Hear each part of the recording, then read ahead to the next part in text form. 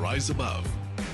Ariza shirts and trousers. South India's #1 travel brand. You know you are special when you're with GT Holidays. Share sweetness and love this festival season with Arya Anand Pavan Sweets and Snacks. So now you're shooting Lucky Baskhar. Like, do you find yourself thinking in Telugu? No, I think we all maybe think in only one language. Right. It's either. Okay, that's true. I'll tell you what. I'll put it this way. I think in a Mahanati, when I used to have Telugu lines, I started to use prompting because I need somebody to feed in the lines for me, because I don't want to be thinking of the lines as opposed to the emotion. Right. So when you know the language and you are speaking it, you're only feeling the emotion, and there's no translation that happens. So here I would learn the lines, I would learn every word, I would learn the meaning of everything, but somewhere I might need a little nudge where I don't have to think of the lines. So then I used to use a prompt. Today I think that prompting is decreased. I can now go ahead without that. Today the translation time in my head from the Telugu word to whatever I understand, Malayalam, Tamil, English, because I will find some similarity in something. There'll be some word which is similar to Tamil, similar to Malayalam, similar to English. So that translation time is much quicker. So I think with time that will keep getting better. Now I can understand, when I can react to my co-actors. That stuff is happening with time. Nice. So that's you've become really comfortable acting in a Telugu film. I am getting more and more comfortable. That's like, so which is beautiful, because like it's very rare beyond a certain age to discover a new language, and if you do, it's very difficult to practice that language. You might learn a language as a hobby or something, but you might have to go to that country and then speak it or stay it. So here it's learning this new language, but then being thrown into these situations every day where you have to speak it, emote it, feel it, respond to it. I'm loving it. No, but there's another thing that your actors rarely find. It's not uncommon, Sure, but it's also not so common. It's not unheard of. Yes. It's not unheard of to kind of be a star in one language, one industry, and then go find stardom in another industry. It's like it's kind of a nice thing, It's like a Exactly what I'm saying. I find it.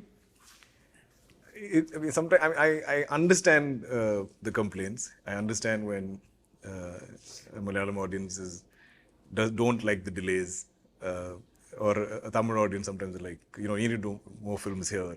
Why aren't you focusing? Or there is, when I'm promoting Lucky Baskhar, if I say that I have another Telugu film lined up, there is a certain joy there.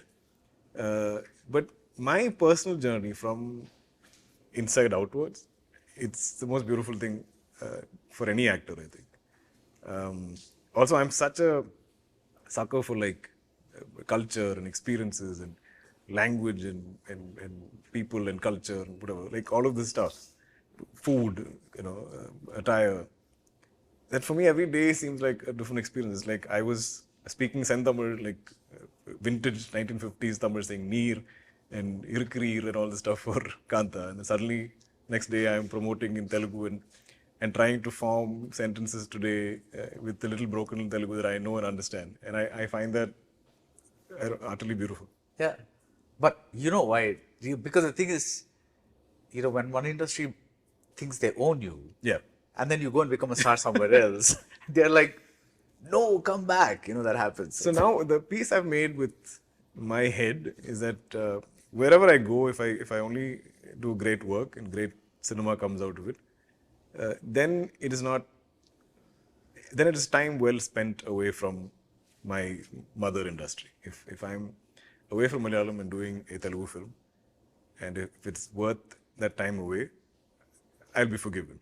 But if it's not, then that is completely justified. I think that I should hear the brunt of it. So that leads me to two questions. One is, when Venki Atluri comes and says, okay, this is what I want you to do, this is the basic narration of the film, this is the character you have to play, what's the click that happened? What said, listen, this is something that I want to do, I haven't done it before? I love the genre of it. I mean, I studied finance in business school. This is not finance. It is there. But Here it's not and there. the kind of finance you study at business It school. isn't. I mean, so I'm saying like I know bankers. I grew up. Some of my best friends are, but obviously they're like investment bankers and stuff. So it's not a world that I don't know, but it's set in the 80s of that time, banking of that time. That the look is fantastic. Yeah, Yeah. I think Banglan and Nimish have both just really knocked out of the park, which was an amazing experience for shooting the film also. Like every day felt super immersive. That bank set, the 45 days we shot there, every actor felt like my colleague.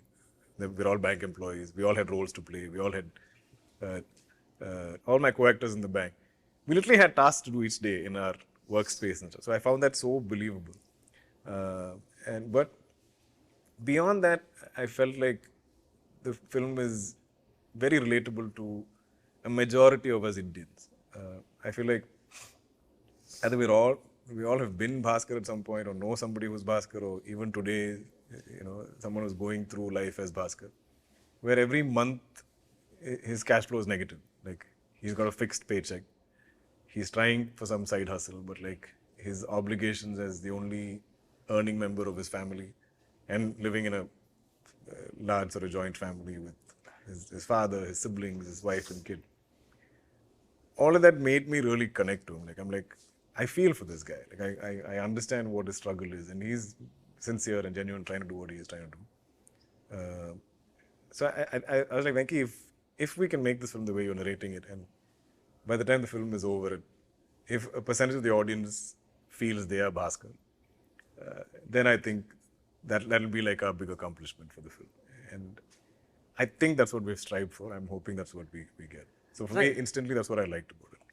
The other thing that I liked about the teaser or the trailer was that Dulquer's playing a family man, a middle-aged character, which he hasn't done in too many No, films. Have you ever done that? I'm trying to think. it's rare, like small bits in Solo maybe. Yeah, but this, explored in like detail. actually like having, wife, children, that kind of stuff. Like, I don't think you've ever. That was is very again new. So that's again. I guess Maharati maybe, but he's not really. He wasn't really much of a family man. Yeah, but yeah.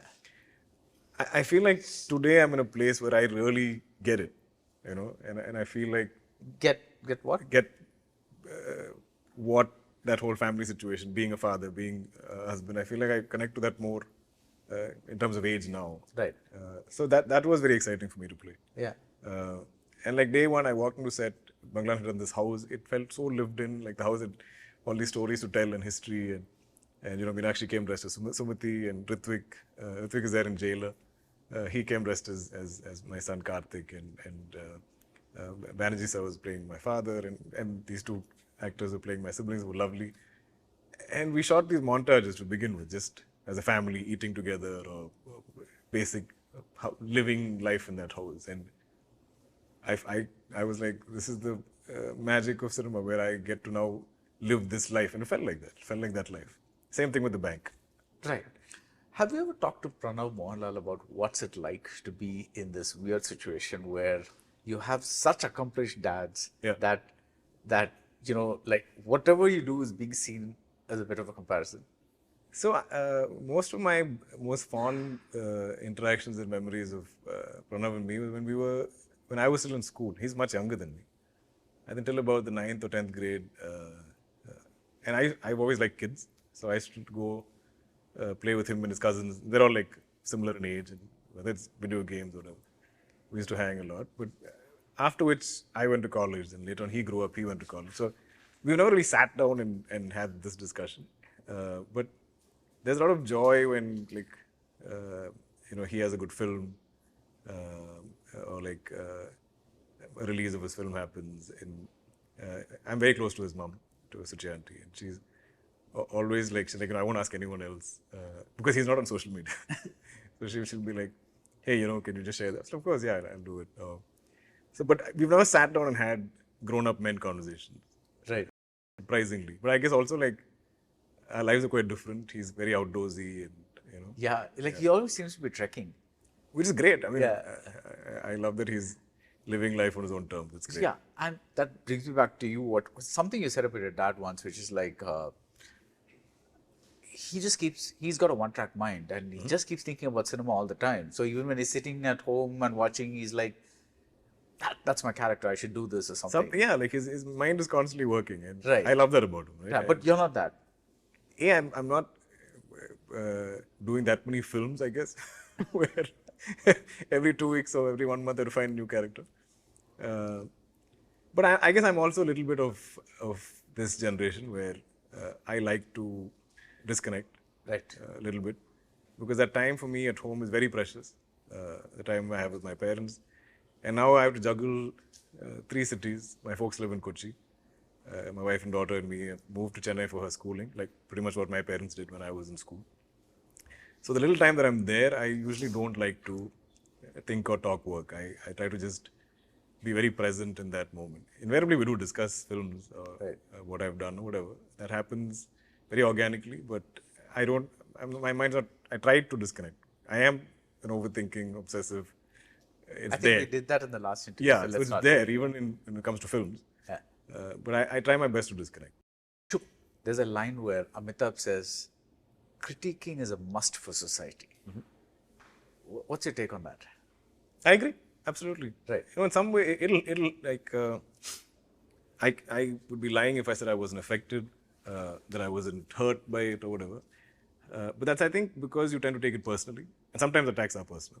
Some people get some joy out of that, but I'm not saying these are sort of established critics or like could just be a troll or whatever. But in some way, over time, if you think about it, if I have then broken out of these comfort zones and like what you said, you don't see DQ or something, or that phase, taking those brave steps is probably because of the criticism that I've got. That now you know what he's going to do. He always does the same thing. Right. Or he's himself in every film. So then now I don't want to be myself in every film. So now I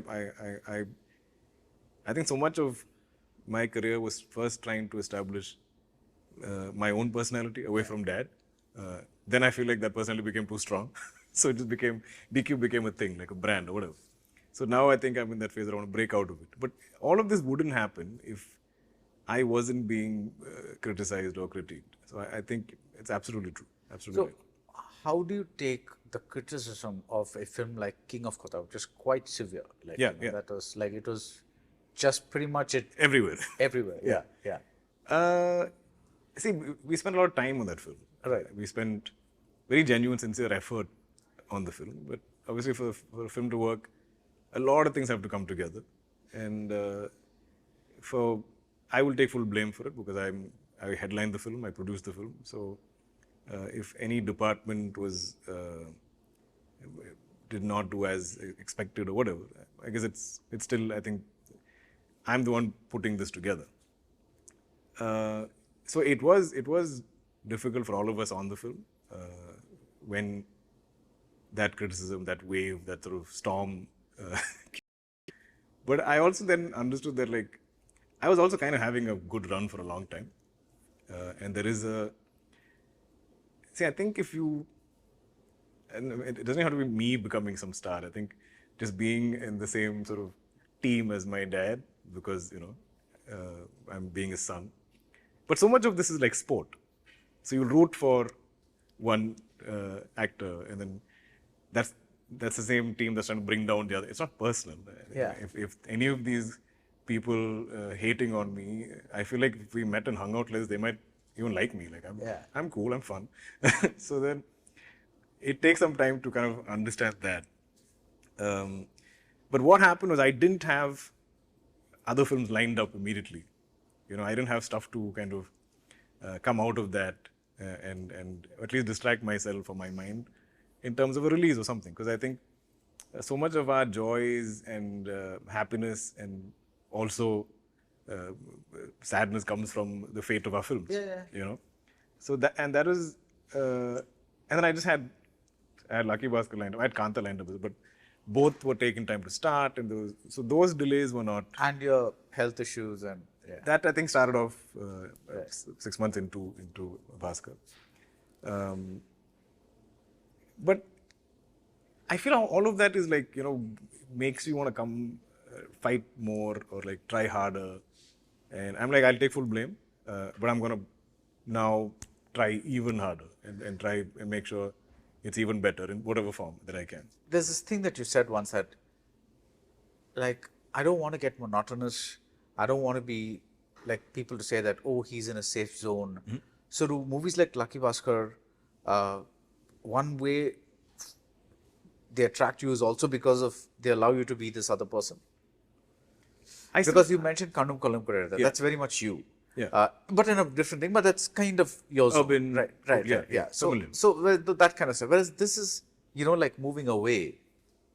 See, I still don't know if I still don't know to select films based on character. Right. I still try to find stories. The story is important. Yeah.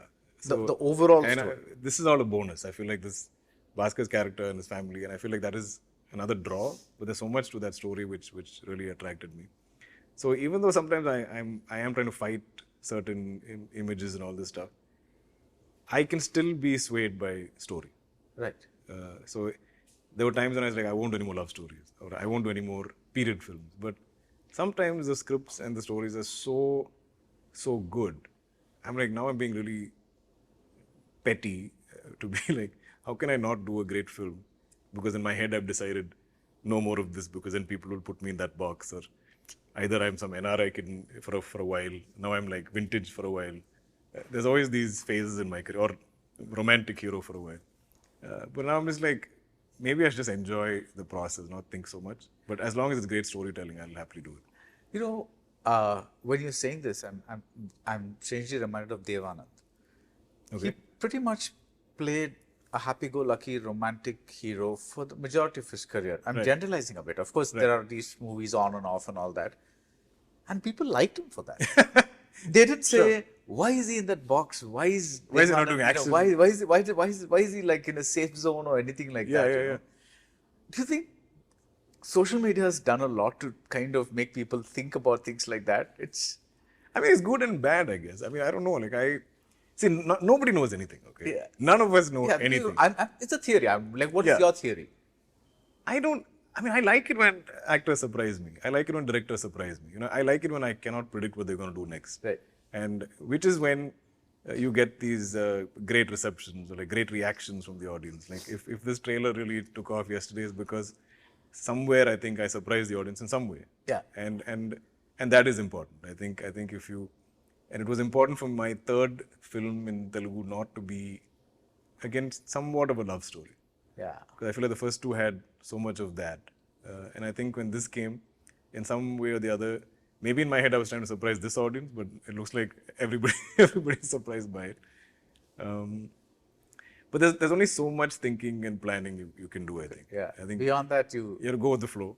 And, like I said, like when I was doing a Kamati Padam or now a Kanta, there will be films where I can deep dive and explore the actor in me, or the art of or the being an artist. And but then there's so many other films which the audience would love and be entertained by, and these filmmakers think this is what they want to tell, and they see me as fit.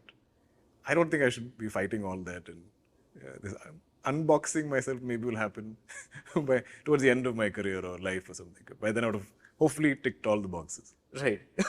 God, that's morbid. No, in the sense, like at least all genres or whatever. They're not going to then keep thinking I can only do this type of cinema. Yeah, but overall, all over India, all the big stars, the big heroes, there's a tendency towards doing a certain kind of large scale, larger than life film. Everybody's Tom Cruise right now. Everybody's, because they think that exactly what you said earlier in the interview, which is like, people have decided this is something I'm going to see on the big screen, and this is something I'm going to see on OTT. So maybe that's one way they say that, okay, maybe people will come to see me on the big screen because I'm doing this big thing. But that's also the whole, right now this is working. And that's, I feel like when you start to think, hey, this is working, we should find something in that zone, that is probably a red flag, because you might just be at the fag end of that, where that train left, and yours is the last film that's coming in that genre, per se. And then suddenly it shifted to something else. I don't know. It shifted back to romance or epics or something. So this is what I keep saying. I'm like, nobody knows anything. So like people who advise me and tell me, I'm like, dude, even I don't know. But the only thing you can do is find just honest writing and authentic cinema. And that will always land. But one thing I found very interesting about your big films is that, like whether it's King of Kota or whether it's Kurup or whether it's Charlie, there's a bigness in terms of presentation. But it's not just special effects and It's not superhero. It's just It's very there's a bigness. Sure. So there's like, I want to see this film, like Charlie especially. It's just something you like seeing in a theater, but it's a very human movie. See, I don't see myself as a superhero or a superstar, and that's something. I don't know if I ever will. Maybe I will. I don't know. But I can see that like my favorite heroes, when they do it, or the real superstars of our country in any language, when they do it, I'm one of the audiences sitting there cheering, hooting, screaming, whistling, and all this stuff. But I don't necessarily see myself in that. And if you can whistle. Not that whistle. I was like, trying to imagine. I can go woo. I can make a lot of noise. Okay. But I've never really. See, and that's the thing. If you don't have the conviction, how are you going to do it? You know. So, but I do get telling great stories and making them as commercial as possible, which we can do with great technical crew and cast and music and scale and production values. Right. This I understand. And that's this as well. Lucky Baskhar, is it a movie with certain kind of scale? It definitely has scale. There's a lot of effort that we put into all of that, recreating that world building of 80s Bombay and the banks and banking and all of this stuff. I think all of that is there. Yes. But the core of it's a human drama where, you know, it's a guy kind of just trying to survive, hustle, and be the family man. Right. So thank you for that, and I hope that Lucky Baskhar steers you in another direction. And I do genuinely hope that one day you find it in yourself to do some big ass commercial. Really? Tom Cruise, like non-human. You know, I mean, you are part of like Kalki in a small way. Small way, yeah. But something like that. But I got to do. You got like, I'm fully open to this, right? I'm not against it, but it's like, if I'm in that film, it'll still need to have a great storyline. It'll have to have great writing. It'll have to have great content, because that is still what will work for the film. I can open a film maybe, but I can also reverse it for you, right? Because there have been so many films that, like you said, nobody knows anything. Yeah. There have been films without a great storyline. Maybe it's the stars' chemistry, maybe it's whatever, maybe people are just in the mood to see that particular genre. Yeah. You never know. Like later you look at it like, how did this film become such a big hit? But something really clicked. And so you don't want to take those chances. I don't have the mental bandwidth for it. Why? I will stress myself to like silly, like just it. So I'm like, I do believe now I have a certain love and acceptance. Now you believe you have certain No, I'm saying I recognize it, I accept it. Right. But I don't like calling myself star, superstar, all this stuff. I feel like I have a certain love from the audience. And I feel like I can open films, definitely can open films in Malayalam. But for it to then cross that crucial Monday and to have a long run, then it has to have meat. It has to be content. It has to have, it can be a spectacle. It can be visually great. But I don't know if, for me, that's enough. Like you said, it might even just work, but see, for me, this is, my security comes from the story. The story. Right. Yeah. And then if I believe in it, I will go all out. As a producer, I will beg, borrow, and steal and act in 20 commercials and see it through. And you don't see this changing at all? I don't think so. Right. See, I mean, I see some of our stars having that brute star power, right? Which can bulldoze anything, like a wafer-thin script, or just a seed or thread of an idea, and then gun it through with just action pieces and set pieces and all the songs and dance and all this stuff. I don't know if could I put it? if I'm enough for that. What if I said that? Again, it's a theory. Like I said, nobody knows Sure. anything. Sure. What if I said that there are a lot of people who want to make successful films? Nothing wrong with that. Sure. But you're at least trying to create work that lasts. Would that be something correct? Absolutely.